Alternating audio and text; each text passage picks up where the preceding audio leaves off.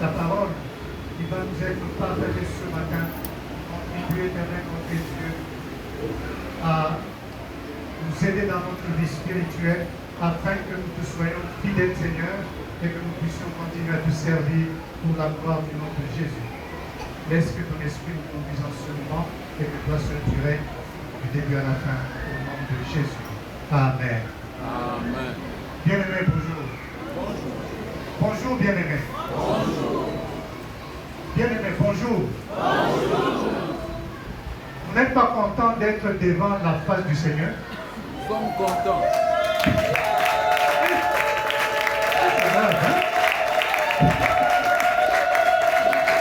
Quelqu'un qui n'est pas content d'être en présence de son Dieu. C'est normal. Encore une fois, je voudrais que nous puissions acclamer la présence de Dieu dans ce lieu. Parce qu'il est là. Le Seigneur qui nous aime, le Seigneur qui nous fortifie, le Seigneur qui nous bénit, le Seigneur qui nous guérit, le Seigneur qui fait des choses au-delà de l'entendement humain. Bien-aimé, dans le Seigneur, notre vie n'a pas de sens. Voilà pourquoi nous devons acclamer ce matin, reconnaître encore une fois qu'il mérite la louange, la gloire et l'adoration. Alléluia. Alléluia. Alléluia. C'est Dieu puissant. Que le Seigneur vous bénisse. Ce matin, nous voulons encore partager sur ce que nous avons déjà commencé à partager pour ces jours. La restauration de l'Église de Dieu. Mais dans quel état? Dans l'état de sanctification. On a commencé à parler de la restauration de l'Église, on a commencé à parler de la sanctification, et peut-être que je vais me répéter ou je vais répéter ce que les autres ont déjà dit. Mais, comme vous le savez, si le Seigneur revient sur presque le même message, c'est qu'il voudrait que nous puissions arriver à un autre niveau de compréhension pour le servir davantage. Voilà pourquoi ce matin, on peut nous afficher le thème. Mon engagement pour la restauration de l'Église dans la sanctification. Parlant de l'Église, bien aimé, je voudrais que l'on entende cela sous deux volets. Temple de Dieu, en tant que notre corps, parce que c'est nous qui le servons, et temple de Dieu, en tant que le lieu où le corps du Christ s'est réuni. Nous allons voir ces deux aspects, tout en liant cela à notre engagement pour servir Dieu dans ces deux contextes. Mais en se rassurant que nous ne servons pas Dieu de n'importe quelle manière. Parce que si nous servons Dieu de n'importe quelle manière, eh bien notre service risque d'être peu. Voilà pourquoi pour servir le Dieu de nos pères, le Dieu qui mérite la louange et la gloire, il nous faut véritablement que nous le servions dans un état de pureté. Ce qui en définitive va faire de sorte que le service que nous allons rendre à Dieu va être un service qui lui est agréable. Amen, amen. Amen. Amen. Hein? Amen. Nous remettre en question. Lisons 2 Corinthiens 6, 16, 18.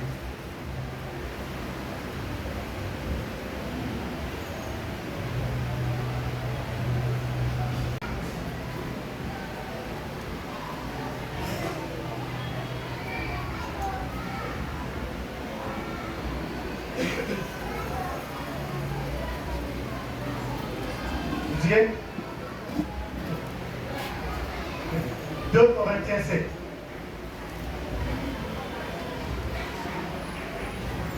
Donnez-moi une seconde. Je voudrais me rassurer que le texte qu'on projette, c'est celui-là. Donnez-moi une seconde. 2 Corinthiens 7, nous prenons le premier. Le texte dit ceci. Je pense que vous avez pris un texte qui n'est pas correct. 2 Corinthiens 7, le premier verset.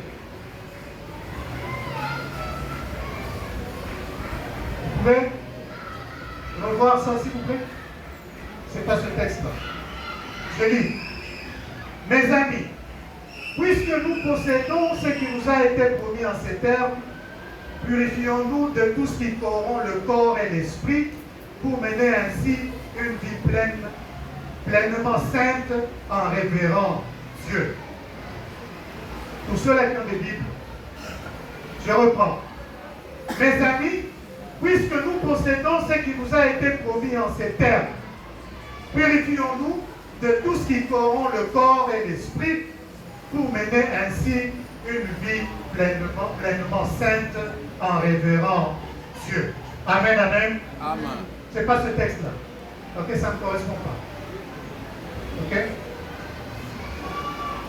Si je reviens sur ce texte, vous allez voir que Paul est en train d'encourager les Corinthiens à mener une vie de purification pour atteindre les promesses qui ont été faites par Dieu. Dieu, parce qu'il nous aime, il fait autant de promesses pour nous. Il nous donne autant de promesses. Mais bien aimé, ces promesses, leur réalisation est conditionnée par une chose. Conditionnée par une chose. Et cette chose, c'est la vie de sanctification. La vie de pureté. La vie d'adoration. La vie de l'humilité. Bien aimé, on ne peut pas parvenir à atteindre les promesses de Dieu lorsque nous ne marchons pas selon ce que Dieu nous a donné comme chemin à suivre.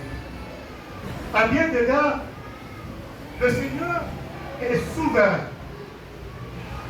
Nous pouvons mieux marcher dans la sanctification, mais lorsque le Seigneur n'a pas encore donné son mot, la promesse ne peut pas se réaliser. Donc le Seigneur, dans sa souveraineté, il a la capacité de réaliser ses promesses en son temps et selon sa volonté. Mais notre devoir à nous, c'est de nous assurer que nous marchons dans la sanctification pour que le Seigneur continue à se révéler à nous. Et cette vie de sanctification, bien-aimée, comme je l'ai dit avant, c'est une vie qui demande une discipline. Ça demande une volonté de changement. Ça demande une volonté de transformation. Laissez-moi vous poser une question bien aimée. La conscience de chacun de nous, c'est là où nous sommes présents. Personne ne peut tromper sa conscience. Personne. Tel que je parle là, je ne peux pas tromper ma conscience. Tel que je vous parle, vous ne pouvez pas tromper votre conscience. Posons-nous une question. Avons-nous la volonté de vivre une transformation radicale dans notre vie en tant que chrétien?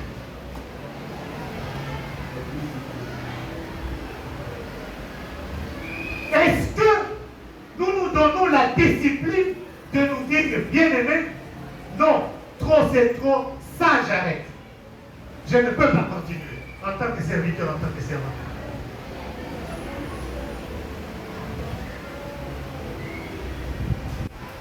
Que le Saint-Esprit nous aide. Que le Saint-Esprit Nous aide.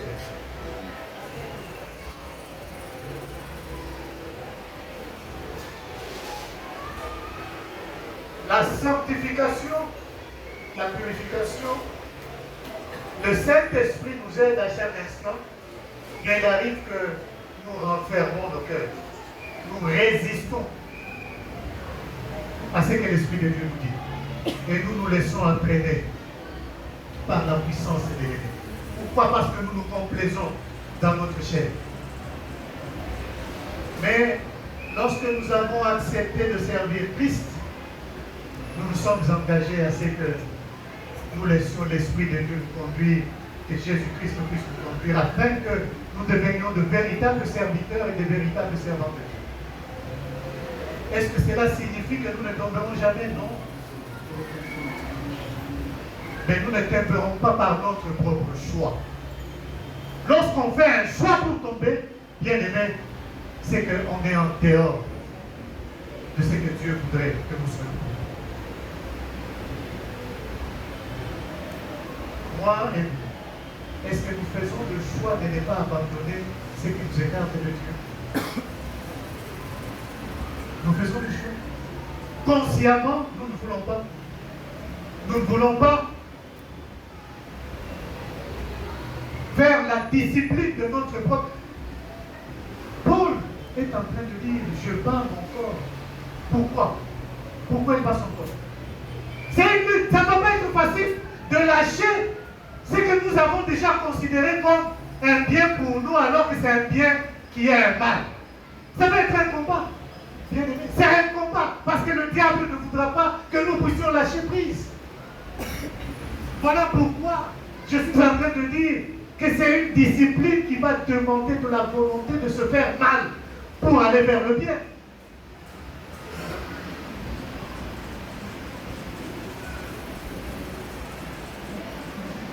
Matthieu 5, 33.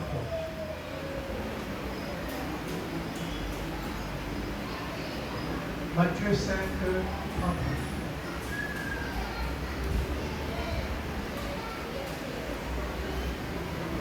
Ayant donc de telles promesses, non, 5, 33, s'il vous plaît. Technicien, sois rapide. Ok.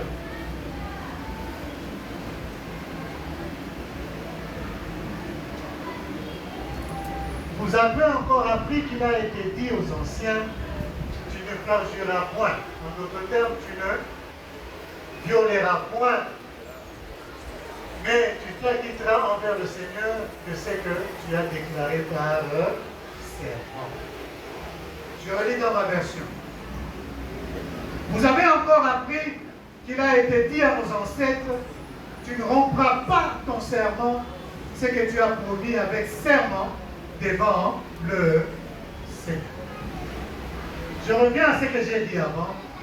Lorsque nous avons cru en Jésus-Christ, nous l'avons accepté. Nous avons dit, nous allons te suivre.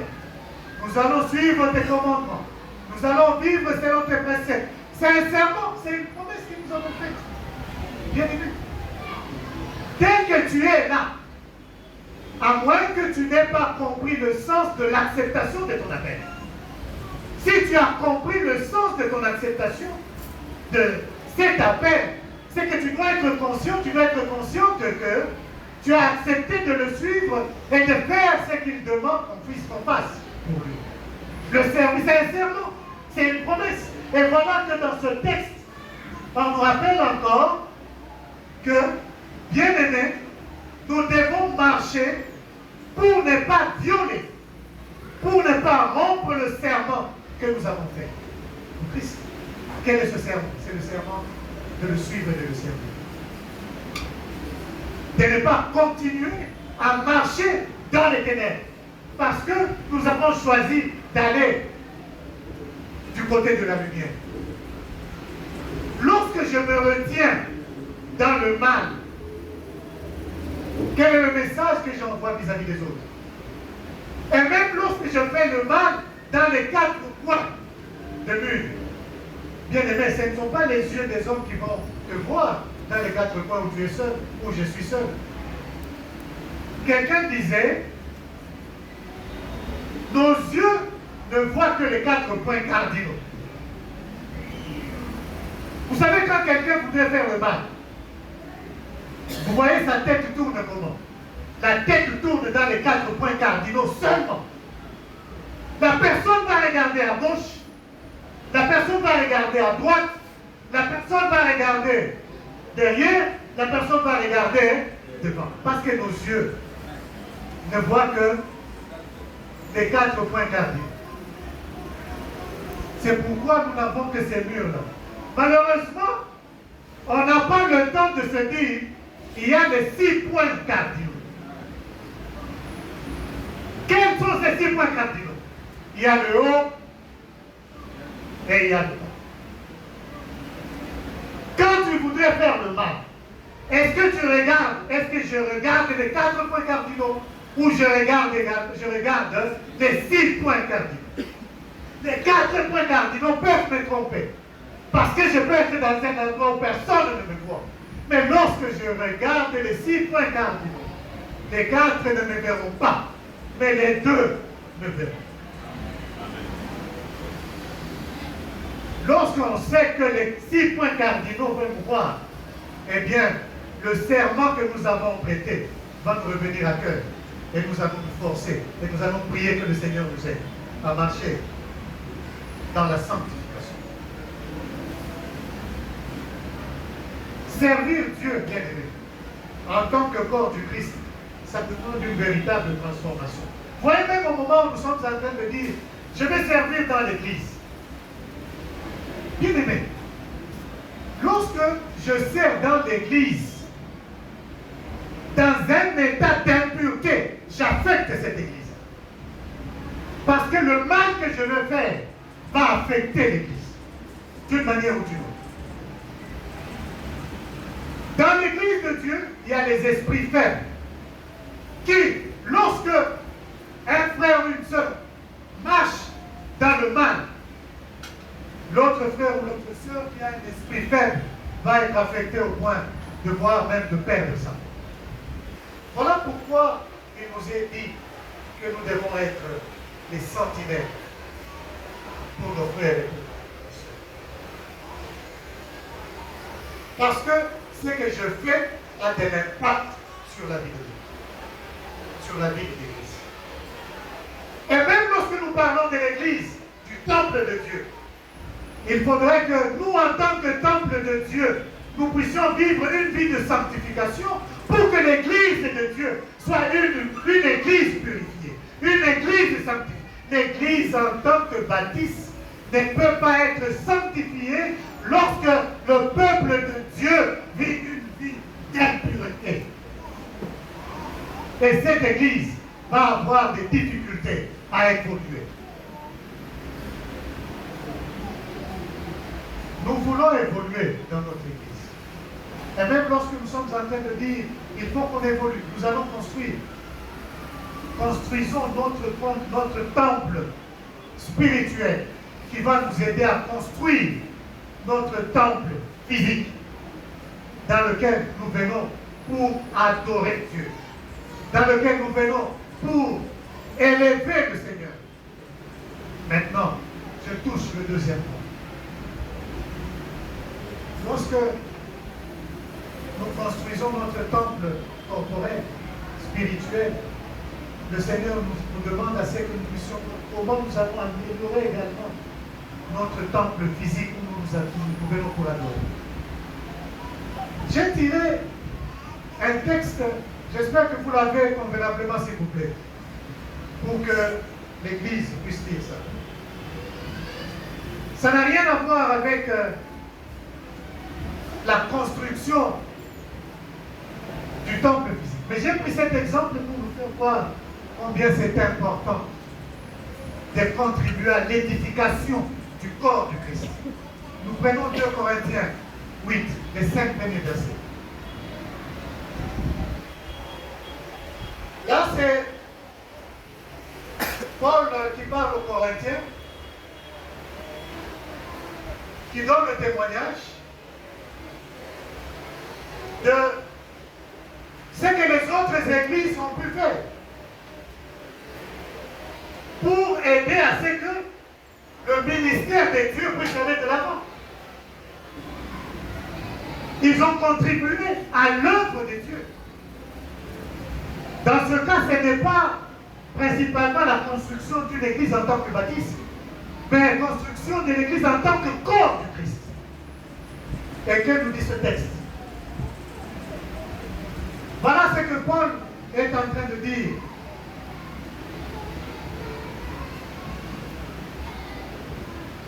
Bien-aimés, nous nous faisons connaître, frères, la grâce de Dieu qui s'est manifestée dans les églises de la Macédoine.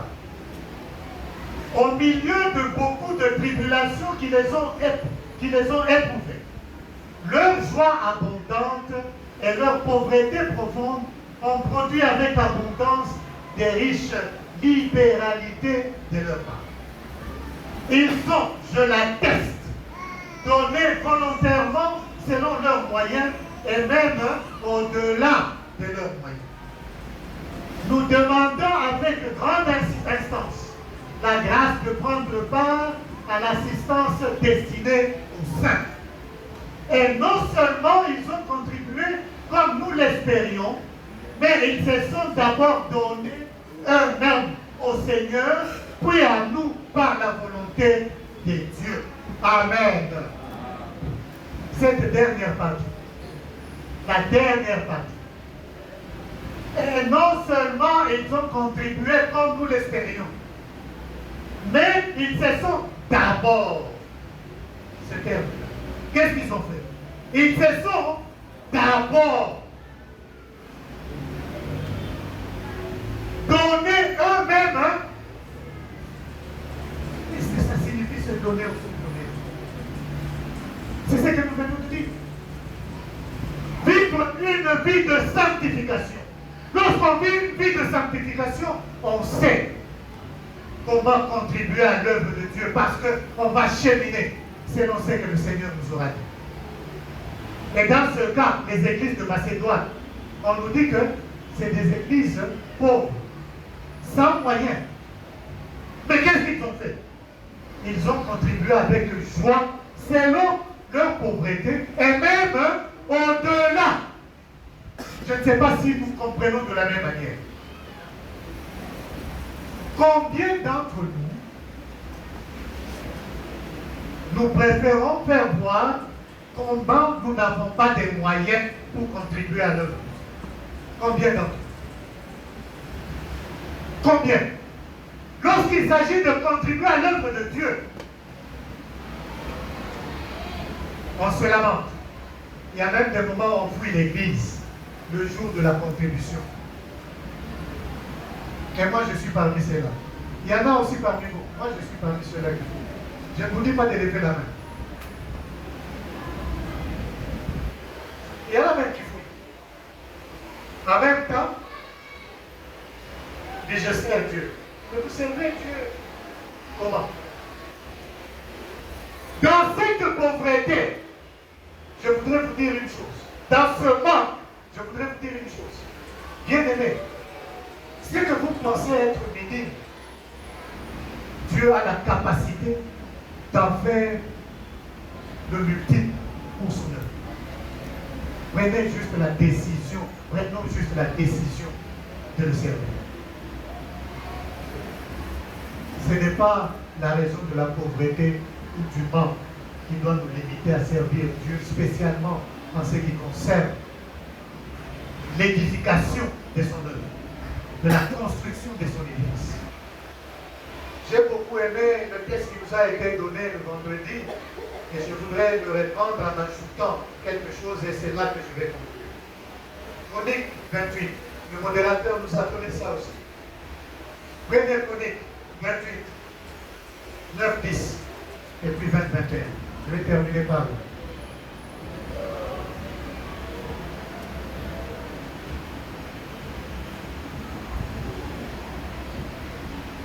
Nous avons le bon texte. 9, 10, le premier chronique 8 dit ceci. Et toi, Salomon, mon fils, connais le Dieu de ton père et sers-le d'un cœur dévoué et d'une âme bien. Bien, vous voyez, ce texte commence d'abord par la consécration à Dieu.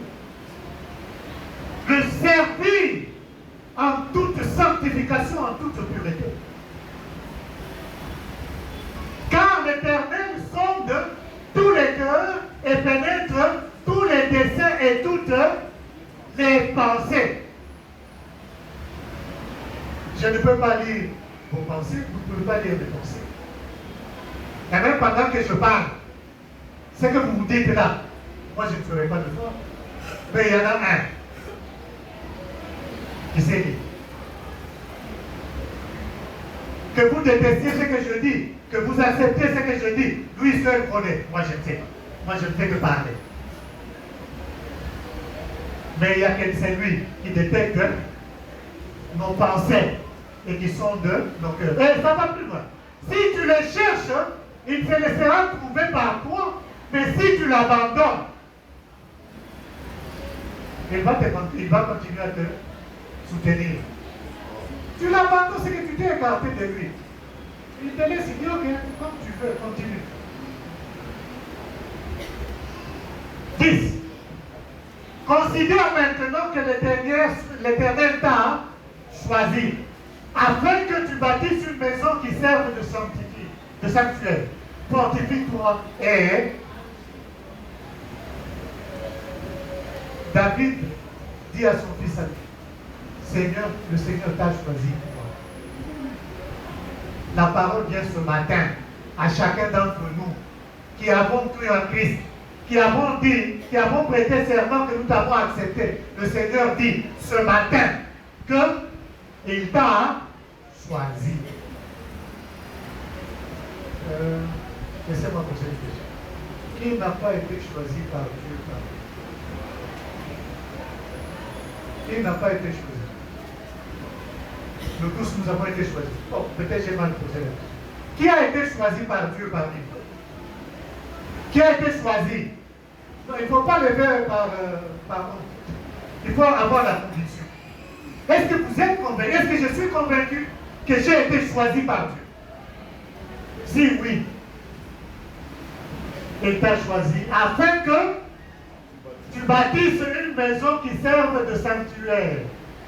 Alors il nous dit, fortifie, prends courage, tu vas y arriver. En dépit de tes moyens faibles, en dépit du fait que tu n'as pas la force, mais moi, je vais te donner la force. Moi, je vais te renflouer. Moi, je vais te donner la capacité, parce que je suis ton Dieu, tu m'as accepté. Et tu as accepté de me servir. Et 20, 21. C'est la même chose. David dit à Salomon, son fils, fortifie-toi, prends courage et agis. Ne crains point et ne t'effraie point. Car l'Éternel Dieu, mon Dieu, sera avec toi, il ne te délaissera point, il ne t'abandonnera point, jusqu'à ce que tout l'ouvrage pour le service de la maison de l'Éternel soit achevé. Quelle promesse! 21. Voici les classes des sacrificateurs et des Lévites pour tous les services de la maison de Dieu. Et voici près de toi, pour toute l'œuvre, tous les hommes bien disposés et habiles dans toute espèce d'ouvrage, et les chefs et tout le peuple docile à tous tes ordres. Tel que nous sommes là, nous avons été choisis. Dieu nous a placés afin que nous puissions mettre la main à la pâte pour que l'œuvre de Dieu puisse aller de l'avant. Bien aimés, si nous avons été choisis, ne rompons pas notre serment. Parce que si nous rompons notre serment, il va nous abandonner. Ce n'est pas lui qui va nous abandonner, mais nous l'aurons abandonné parce que nous serons séparés. Que Dieu nous bénisse.